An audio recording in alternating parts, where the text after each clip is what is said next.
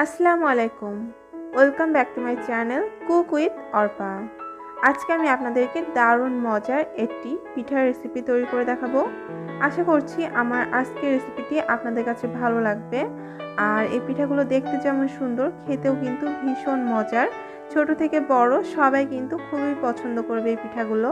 সবসময় একঘেয়েমি নাস্তা না খেয়ে মাঝে মাঝে একটু অন্যরকম নাস্তা বানিয়ে পরিবারের সবাইকে সার্ভ করলে তারাও খুশি হয় এবং আপনারও অনেক ভালো লাগবে। তাহলে চলুন কিভাবে এই সুন্দর এবং মজাদার পিঠাটি কিভাবে বানানো যায় সেটা সবাইকে দেখিয়ে দিই। পিঠাটি তৈরি করার জন্য প্রথমেই একটা প্যানের মধ্যে নিয়ে নিচ্ছি হাফ কাপ পরিমাণ সুজি। এটা বাজার থেকে কিনে আনা প্যাকেটের যে কাঁচা সুজিটা থাকে সেটা। এখন আমি একটা শুকনা কড়াইতে এই সুজিটাকে জাস্ট 1 থেকে 2 মিনিটের মতো একটু ভেজে নেব।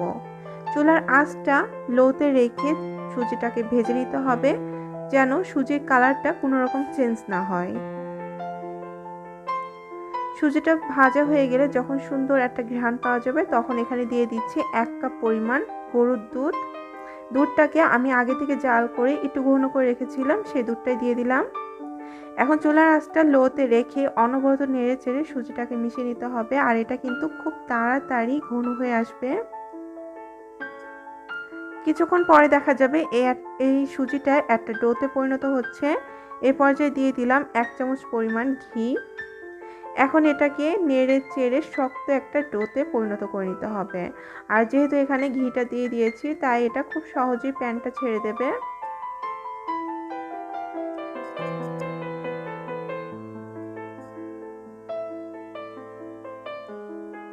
অনবরত নেড়ে চেড়ে আমি সুজিটাকে একটা ডোতে পরিণত করে নিয়েছি। এখন এটাকে চুলা থেকে নামিয়ে ঠান্ডা করে নেব।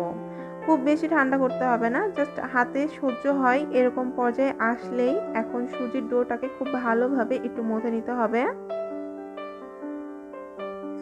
কিছুক্ষণ মথে নেওয়ার পরে দেখা যাবে এটা একটা মসৃণ ডোতে পরিণত হয়েছে। যখন এটা এরকম একটা মসৃণ ডোতে পরিণত হয়ে যাবে তখন এটাকে একটা রুটি বেলার পিঁড়ির উপরে নিয়ে নিচ্ছি।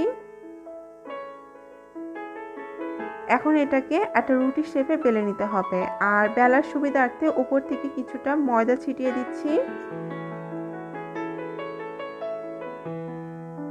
এখন এটাকে একটা মোটা রুটি শেপে বেলে নিচ্ছি।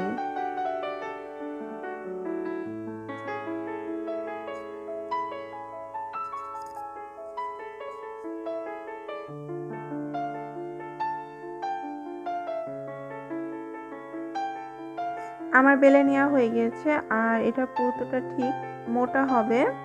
এখন আমি এখানে একটা কুকি কাটা নিয়ে নিয়েছি। আপনারা চাইলে যে কোনো বোতলের ক্যাপ বা যে কোনো কিছু নিয়ে এভাবে একটু কেটে নিতে পারেন।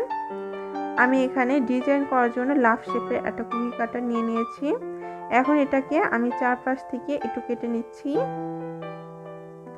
আর কেটে নেওয়ার পরে যে বাড়তি অংশটা থাকবে সেটা কিন্তু আবারও আমি গোল করে বেলে নিয়ে ঠিক একইভাবে কেটে নেব। এই যে দেখুন, এটা পুরোটা ঠিক এরকম হবে। আপনারা চাইলে আর একটু মোটাও করলে করতে পারেন, কিন্তু এর থেকে পাতলা করার আর দরকার নেই। এখন আমি আবারও চুলায় চলে যাচ্ছি। আর চুলায় একটা প্যানে বেশ পর্যাপ্ত পরিমাণে তেল দিয়ে নিয়েছি, কারণ এই পিঠাগুলো ডুবো তেলেই ভাজতে হবে। তেলটা যখন গরম হয়ে এসেছে তখন এর মধ্যে এক এক করে পিঠার শেপগুলো দিয়ে দিচ্ছি। আর কয়েক সেকেন্ড পরেই দেখা যাবে পিঠাগুলো উপরে ভেসে উঠবে এবং কিছুটা ফুলে উঠবে।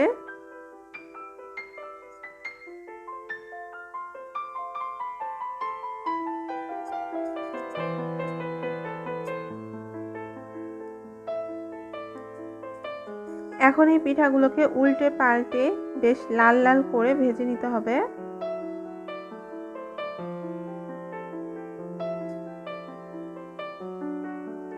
ঠিক এরকম একটা কালার যখন চলে আসবে তখন আমি পিঠাগুলোকে তুলে নিচ্ছি এবং আমার যে বাকি পিঠাগুলো আছে সেগুলো ঠিক একইভাবে আমি ভেজে নেব। আর সবগুলো পিঠা যখন ভাজা হয়ে যাবে তখন আমি শিরার জন্য আবারও একটা প্যানের মধ্যে দিয়ে দিচ্ছি 1.5 কাপ পরিমাণ চিনি। আর দিয়ে দিচ্ছি 1 কাপ পরিমাণ পানি।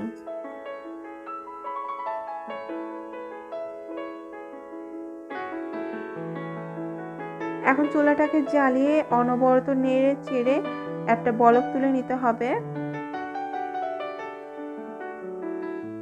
চিনিটা পানির সাথে গলে যখন একটা বলক চলে আসবে তখন আমি চুলাটাকে অফ করে দেব। এটাকে জাল দিয়ে ঘন করার কোনো প্রয়োজন নেই, জাস্ট একটা বলক তুলে নিলেই হয়ে যাবে। এখন চুলাটাকে অফ করে আমি যে পিঠাগুলো ভেজে রেখেছিলাম সেই পিঠাগুলো দিয়ে দিচ্ছি। আর এ পর্যায়ে পিঠাগুলো কিন্তু আমার ঠান্ডা হয়ে গিয়েছে। এখন পিঠাগুলো গরম শিরার মধ্যে দিয়ে নেড়ে চেড়ে জাস্ট 2 মিনিটের মতো রাখবো। আর 2 মিনিট পরেই শিরার থেকে তুলে পিঠাগুলোকে সার্ভ করে নেব।